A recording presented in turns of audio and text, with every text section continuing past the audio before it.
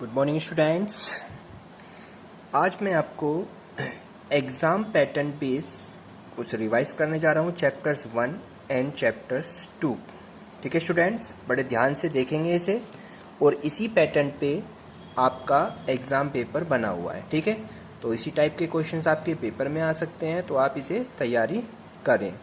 चलिए स्टार्ट करता हूँ मैं। सबसे पहले आपका पैटर्न में MCQ क्वेश्चंस आएंगे आपके 5 नंबर्स के, यानी 5 क्वेश्चन होंगे MCQ टाइप के।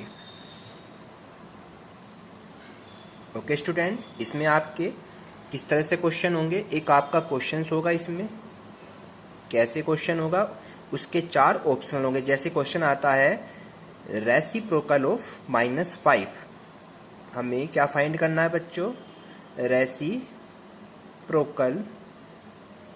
ऑफ -5। तो -5 का रेसिप्रोकल हमें बताना होगा। 4 ऑप्शंस दे रखे होंगे इसमें। -5 एक ऑप्शन दे दिया आपका, सेकंड ऑप्शन दे दिया आपको 1/5, थर्ड ऑप्शन हो गया 5 एंड फोर्थ ऑप्शन हो गया 5/2। तो आपको क्या बताना है? Reciprocal of -5। -5 का रेसिप्रोकल क्या होता है? अब रेसिप्रोकल आपने पढ़ा है कि -5 की और इनमें से किसकी मल्टीप्लाई करें कि हमारा आंसर 1 आ जाए, तो वही इसका क्या होगा? रेसिप्रोकल होगा। यानी आंसर की बात करते हैं हम, तो -5 की मल्टीप्लाई माइनस के 1/5 में कर दें तो आपका 5 से 5 कैंसिल, और -1 की 1 में मल्टीप्लाई करेंगे तो दैट इज क्या आंसर आएगा? +1। तो जो हमारा आंसर आना चाहिए था +1, इसलिए हमारा रेसिप्रोकल कौन सा हो जाता है? -1/5। तो हम इस पे टिक लगा देंगे। तो ये हो गया आपका रेसिप्रोकल। नेक्स्ट है आपका क्वेश्चन, इसमें सेकंड कह रहा है दी एडिटिव इनवर्स। अब ये एडिटिव इनवर्स क्या होता है? आपने पढ़ा हुआ है बच्चों ये एडिटिव इनवर्स।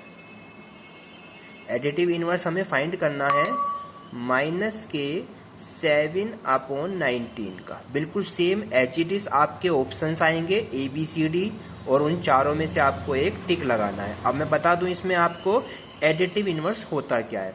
रेसिप्रोकल में तो दोनों की मल्टीप्लाई करके आंसर 1 आना चाहिए।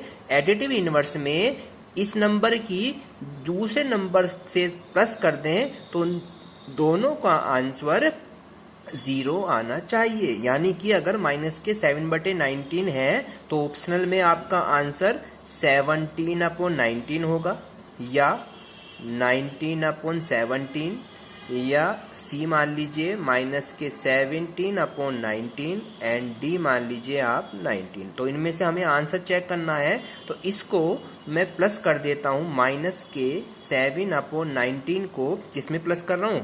7/19 में। तो दोनों को अब देखिए, एक माइनस में एक प्लस में, तो इनका आंसर कितना आ रहा है? 0 आ रहा है। यानी हमारा एडिटिव इनवर्स कौन सा हो गया बच्चों? यहाँ पे आंसर 7/19 आंसर बन जाता है। तो इसे कहते हैं additive inverse. Okay student, next चलते हैं क्वेश्चन नंबर 3 की तरफ। थर्ड टाइप का क्वेश्चन आएगा इक्वेशंस को सोल्व करने के लिए। इक्वेशन सोल्व कैसे करनी है? जैसे इक्वेशन है x - 2 = 7 and find the value of x। x की वैल्यू कैसे फाइंड करेंगे ये देखनी है। ओके स्टूडेंट, तो कैसे फाइंड करनी है? x को एज इट इज रख लीजिए, नंबर को नंबर के पास लेके जाते हैं, यानी 2 जब इधर आएगा 7 के पास, दैट इज क्या हो जाता है? प्लस का, माइनस है तो प्लस का हो जाता है। और x की वैल्यू कितनी होगी? 9। तो हम किस पे टिक लगा देंगे बच्चों? यहाँ पे 9 पे हम टिक लगा देंगे 4 ऑप्शंस में। क्वेश्चन नंबर 4 देखते हैं। क्वेश्चन नंबर 4 है द रेशनल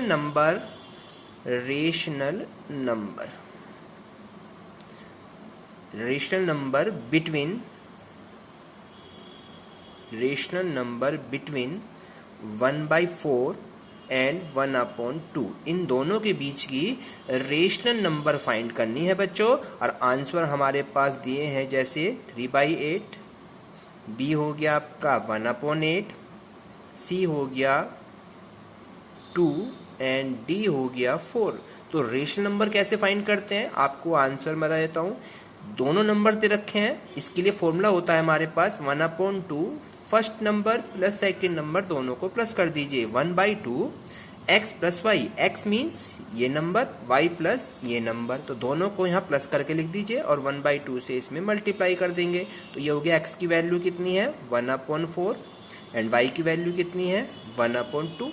ठीक है बच्चों, अब क्या करना है 1/2 एज इट इज, और यहाँ पे हम अपोन में होते हैं तो क्या करते हैं एलसीएम लेते हैं। एलसीएम कितना आएगा 4, 2 4 की 1 है तो 4 से डिवाइड, इसका 1 यहाँ पे 2 से इसे डिवाइड, 2 2 जा 4, तो यहाँ पे 2 आ जाता है। 2 और 1 कितना हो जाए दोनों मिलकर, कितना हो गए 2 और 1 3 और नीचे 4। अब ऊपर की मल्टीप्लाई ऊपर से, नीचे की मल्टीप्लाई नीचे से, यानी कि न्यूमरेटर्स में न्यूमरेटर्स कर दो, डिनोमिनेटर में डिनोमिनेटर कर दो। तो ये क्या 3 1 जा 3 एंड 4 2 जा 8। तो हमारा आंसर कितना आया बच्चों यहाँ पे 3/8 पर टिक लगा देते हैं। इस तरीके से आपको ओनली टिक लगाने हैं, वहां पे सोल्व करने की जरूरत नहीं है, पता है अगर आपको आंसर। नेक्स्ट टाइप का क्वेश्चन कैसा आता है, सोल्व किस तरह से। अगर हम 5th क्वेश्चन की बात करें बच्चों यहाँ पे, तो क्वेश्चन है जैसे 2/5 डिवाइड बाई 10/3 और 4 ऑप्शन होंगे और उसमें से इसको हल करके बताना है कितना आएगा। तो मैंने क्या बता रहा है आपको 2/5 ऐसे रखिए, डिवाइड वाले साइन को मल्टीप्लाई कर दीजिए, इसको ऊपर कर दीजिए, इसको नीचे कर दीजिए, यानी डिनोमिनेटर को ऊपर न्यूमरेटर को नीचे कर दीजिए। अब दोनों अगर सोल्व होते हैं ऊपर नीचे कटते हैं तो इन्हें काट देते हैं। कैसे 2 से 10 मल्टीप्लाई हो गया, 2 5 जा 10, ऊपर ओनली क्या रहा 3 और नीचे 5 5 जा 25। तो आपका आंसर कितना आ गया यहाँ पे 3/25। अगर ये कैंसिल आउट होते हैं तो कर देते हैं, तो आपका आंसर 3/25 पे हम टिक लगा देते हैं। नेक्स्ट क्वेश्चन की ओर चलते हैं। नेक्स्ट क्वेश्चन है आपकी, ये तो एमसीक्यू टाइप के थे, अब आपके वेरी शॉर्ट आएंगे, 1 वर्ड में जो आते हैं। कैसे आएगा, लिखेगा फाइंड द वैल्यू ऑफ -3/5 की पावर -3। कह रहा है फाइंड दी वैल्यू ऑफ, इसकी वैल्यू फाइंड करनी है। अब देखिए यहाँ पे पावर में -3 है, सबसे इस माइनस पावर को प्लस बना लेते हैं। प्लस कैसे करते हैं, इसे हम न्यूमरेटर को डिनोमिनेटर के ऊपर और न्यूमरेटर को नीचे कर देते हैं, यानी कि -5/3।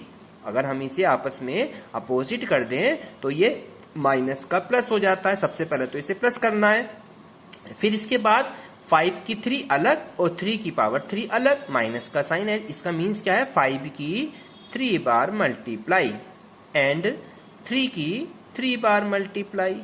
इस तरीके से इस क्यूब का मीन्स होता है 5 5 जा 25, 25 5 जा कितने होते हैं बच्चों 1 2 5, 5 5 जा 25, 25 5 जा 125 और 3 3 जा 9 और 9 3 जा 27 और माइनस का साइन एज इट इज। तो हमारा आंसर कितना आ गया बच्चों यहाँ पे 125/27।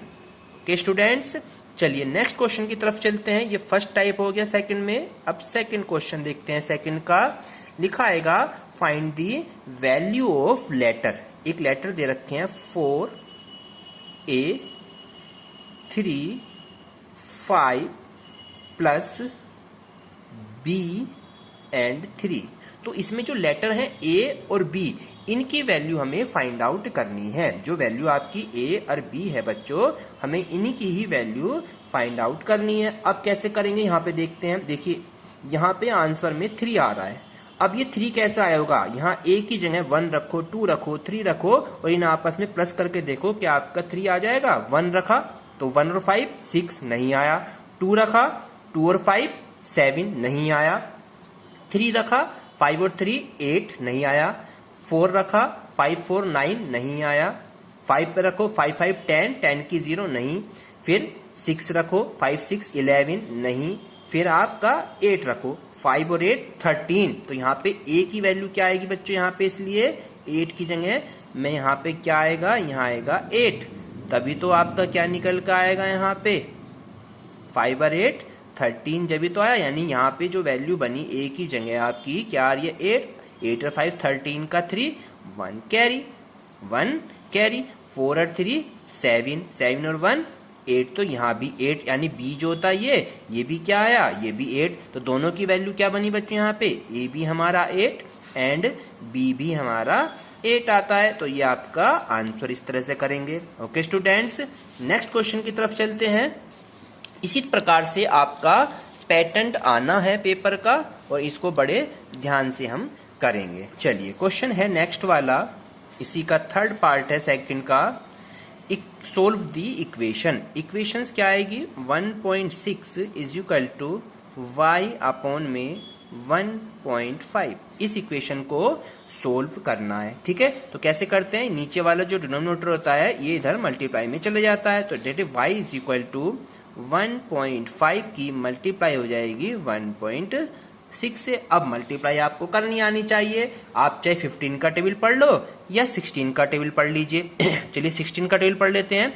16 5 से कितना होते हैं 80, 80 की 0, 8 कैरी, फिर 16 1 जा 16, और 16 में 8 प्लस करेंगे 24। और डेसिमल कैसे लगाना होता है, पॉइंट, एक पॉइंट यहाँ पर, एक पॉइंट यहाँ पर, तो 1 और 2, तो पॉइंट यहाँ लगा देंगे। तो आपका y इज इक्वल टू कितना आ गया बच्चों, 2.40, या केवल 2.4 भी लिख सकते हैं आंसर में।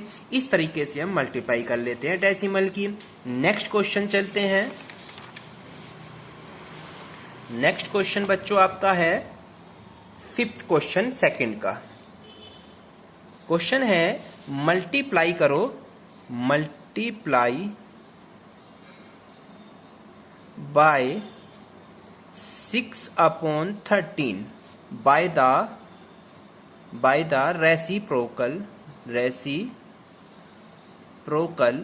of -7/16 से। ये कह रहा है इस नंबर में इसके रेसिप्रोकल से मल्टीप्लाई करो। तो सबसे पहले तो इस नंबर का रेसिप्रोकल निकालते हैं। चलिए, इसका रेसिप्रोकल क्या होगा बच्चों, इसका रेसिप्रोकल क्या होगा, -7/16 का रेसिप्रोकल कितना होगा, -16/7, यानी जस्ट उल्टा कर देते हैं इसे। तो ये इसका रेसिप्रोकल आया -16/7, 16/7। अब इसकी इससे मल्टीप्लाई कर देंगे।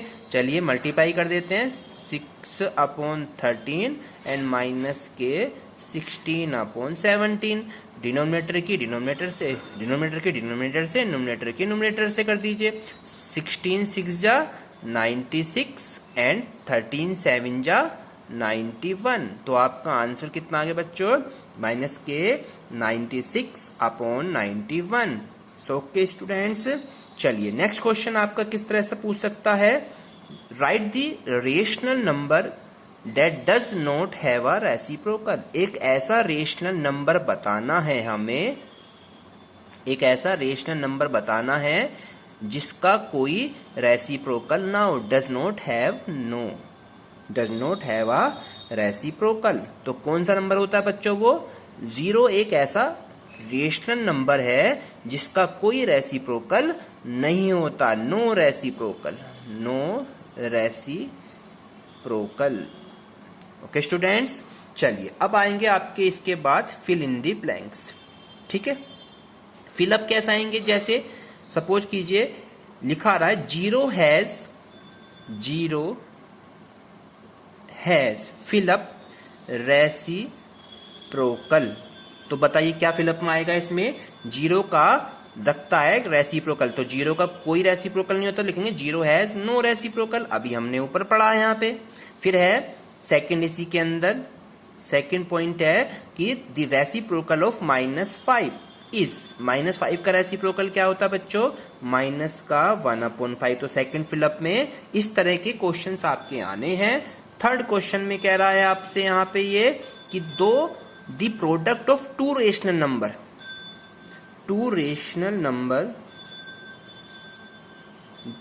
नंबर प्रोडक्ट करेंगे उनकी आपस में, अगर दोनों की मल्टीप्लाई करते हैं तो वो हमेशा क्या आता है, ऑलवेज आ, क्या आएगा, two rational number product always आ रेशनल नंबर ही होगा। क्या होगा बच्चों, रेशनल नंबर ही होगा। कैसे होगा, देखिए एक नंबर 1/2 ले लीजिए, एक नंबर 3/4 ले लीजिए। दोनों क्या है, रेशनल नंबर है। इन दोनों के प्रोडक्ट करो, प्रोडक्ट मतलब मल्टीप्लाई करो। तो 3 1 जा 3 और 4 2 जा 8। तो क्या ये भी एक रेशनल नंबर बनी ना, इसलिए इसमें क्या आएगा फिलअप में, रेशनल नंबर ही आएगा। ओके स्टूडेंट्स, नेक्स्ट आता है आपका इसमें the smallest natural number. Natural number सबसे छोटा कौन सा होता है? नेचुरल नंबर सबसे छोटा होता है 1। स्मॉलेस्ट नेचुरल नंबर कौन सा होता है? 1 होता है। तो ये हो गया स्मॉलेस्ट नेचुरल नंबर इज 1। अब एक प्रॉपर्टी है हमारे पास, हमने पढ़ी है 0 + 7, 7 + 0 = 7। तो क्या बनेगा बच्चों? ये प्रॉपर्टी कौन सी है? इस प्रॉपर्टी का नाम क्या है? Additive is commutative. Additive is commutative. ठीक है, बड़े ध्यान से इसको करना है। एडिटिव ऑफ इज कॉम्यूटेटिव, यानी एडिशन की कॉम्यूटेटिव ये प्रॉपर्टी है। प्रॉपर्टी का नाम पूछ रहा है आपसे। अब आता है इसमें आपको शॉर्ट टाइप के क्वेश्चन और लॉन्ग टाइप के क्वेश्चन। शॉर्ट टाइप के क्वेश्चन कैसे आएंगे वो देख लेते हैं। शॉर्ट टाइप के क्वेश्चन जैसे लिखा आएगा, सोल्व दी इक्वेशन। इक्वेशन है 5x + 9 = 5 + 3x। ठीक है बच्चों, अब क्या करेंगे? एक्स वाई नंबर्स को x के पास और नंबर्स को नंबर के पास ले जाते हैं। That is 5x as it is, 3x इधर आके क्या हो गया? माइनस का इक्वल। ऐसी 5 एज इट इज, 9 इधर आके माइनस का हो जाता है। 5x में से 3x माइनस हो गए 2x, एंड 5 में से 9 गया माइनस के 4, क्योंकि माइनस की वैल्यू बड़ी है। अब x की वैल्यू फाइंड आउट करनी है, तो 2 इसके अपोन में जाता है, मल्टीप्लाई वाली चीज अपोन में जाती है, और 2 से इसे डिवाइड करेंगे तो 2 2 जा 4। दैट इज x की वैल्यू क्या आई? माइनस के 2 निकल के आती है। इस तरह से इक्वेशंस को सोल्व करना आना चाहिए आपको। ठीक है, सेकंड चैप्टर्स के क्वेश्चन है ये आपके, केवल 2 ही चैप्टर्स मैंने रखे हैं पेपर में आपके। ठीक है, नेक्स्ट आता है आपका इसमें सेकंड क्वेश्चन, लिखा है मल्टीप्लिकेटिव इनवर्स। क्या होता है मल्टीप्लिकेटिव इनवर्स बच्चों? मल्टीप्लिकेटिव इनवर्स आपने पढ़ा होगा। मल्टीप्लिकेटिव इनवर्स जैसे -13/19 का मल्टीप्लिकेटिव इनवर्स फाइंड करना है, तो जस्ट इसका उल्टा कर दीजिए, यानी कि -19/19/13। ये हो गया इसका मल्टीप्लिकेटिव इनवर्स। अब लास्ट क्वेश्चन टाइप आएगी आपकी लॉन्ग टाइप के क्वेश्चन। ठीक है बच्चों, आपके 5 टाइप के मैंने क्वेश्चन एग्जाम में दिए हैं। इसी तरह से आपका ये एग्जाम का पैटर्न है। जैसे आपका क्वेश्चन आएगा, वैल्यू को फाइंड करना है, -4/5, 3/7 मल्टीप्लाई ऑफ 15/16 मल्टीप्लाई ऑफ -14/9। अब इसे सोल्व कैसे करना है देखिए, अगर न्यूमरेटर्स और डिनोमिनेटर्स आपस में डिवाइड हो जाते हैं तो हम उन्हें डिवाइड कर देते हैं। कैसे? चलिए मैं बताता हूँ। 7 से आपका 14 डिवाइड हो रहा है, 7 2 जा 14। ओके स्टूडेंट, अब यहाँ पे आ जाइए, 3 से 9 डिवाइड हो जाएगा, 3 3 जा 9 हो जाता है। 5 से डिवाइड हो गया, 5 3 जा 15। ठीक है स्टूडेंट, 4 से 16 डिवाइड हो गया, 4 4 जा, ऊपर नीचे ही डिवाइड होना है स्टूडेंट। अब 3 नीचे, 3 ऊपर कैंसिल आउट। अब ऊपर आपका ओनली क्या रहा? माइनस का साइन रहा, 2 रहा और 4 रहा, और 2 1 जा और 2 2 जा, तो आपका आंसर कितना आया? 1/2। माइनस यहाँ तो ये प्लस हो गया, तो आपका आंसर 1/2 इसका आंसर आता है। इस तरीके से हम इसे सोल्व कर लेते हैं। आपका लास्ट क्वेश्चन आता है, चलिए इस लास्ट क्वेश्चन को हम बच्चों देख लेते हैं किस टाइप का आपका ये क्वेश्चन आएगा। ठीक है स्टूडेंट, चलिए मैं इसको आपको दिखा देता हूं। ये पेपर का एक क्वेश्चन है, the age of Hari and Harry. 2 हैं जने, एक हैरी है एक हरी है, आर इन द रेशो। इनकी उम्र का रेशो यानी अनुपात जो है वो 5/7 है। एंड 4 ईयर फ्रॉम, और 4 साल बाद, now the ratio of their edges will be 3/4, और 4 साल बाद इनकी एज का जो रेशो हो जाता है वो 3/4 हो जाता है। And find their present age, तो प्रेजेंट में इनकी एज बतानी है कितनी होगी। तो इसको कैसे सोल्व करना है, इक्वेशंस बना के। सबसे पहले हम क्या करेंगे बच्चों, इन दोनों की, हैरी की और हरी की एज जो दे रखी है, हरी की मान ली लेट, अब रेशो दे रखा है ना 5/7 का रेशो है, तो क्या करेंगे इसे, हरी की हो गई 5x, ठीक है बच्चों, और हैरी की कितनी हो गई, हैरी की हो गई 7x, ठीक है। और दोनों की 4 ईयर के बाद कह रहा है, 4 ईयर के बाद जब बोलता है आफ्टर 4 ईयर, ठीक है। तो आफ्टर 4 ईयर के बाद एज क्या बनेगी, 5x में +4 कर देते हैं, ऐसी 7x में +4 कर देते हैं, और दोनों का रेशो कितना हो जाता है बच्चों, 3/4 हो जाता है। तो ये हो गया यहाँ पे 3/4। अब इसको सोल्व करना है, क्रॉस मल्टीप्लाई कर देते हैं, यानी 4 की इधर और 3 की इधर मल्टीप्लाई कर देते हैं। चलिए करते हैं, 4 5 जा 20x और 4 4 जा 16, बिल्कुल सेम एज इट इज। इधर करेंगे 7 3 जा 21 और 7 4 जा 3 4 जा 12। अब इसको सोल्व करना है, x वाला x के पास और नंबर वाले को नंबर के पास। तो क्या करेंगे, 16 एज इट इज रख लीजिए और 12 इधर आके माइनस हो जाता है, ऐसी 21 एज इट इज और 20 इधर आके माइनस का हो जाता है। ओके स्टूडेंट्स, 16 में से 12 गए 4 और 21 में से 20 गया x, तो x की वैल्यू कितनी आई यहाँ पर, 4 आई। हमें प्रेजेंट एज पता करनी थी, हरी की तो ली हमारे पास 5x, यानी कि x की वैल्यू क्या फाइंड करी हमने, 4, तो यहाँ x की जगह 4 लिख दीजिए, 5 4 जा 20, तो हरी तो है 20 ईयर्स का, और हैरी की एज क्या मानी थी बच्चों हमने, 7x, तो 7 4 जा 28। तो ये हो गई हैरी की एज, ये हो गई हरी की एज, यही हमारे आंसर है। कोई प्रॉब्लम नहीं है, अगर प्रॉब्लम होगी मैं कल फिर आपको इसे दोबारा क्वेश्चन को कराऊंगा। इसी टाइप को आपका पेपर आएगा, मैं पेपर को टाइप को सेंड भी कर दूंगा आपको, इसकी तैयारी करें। Thank you.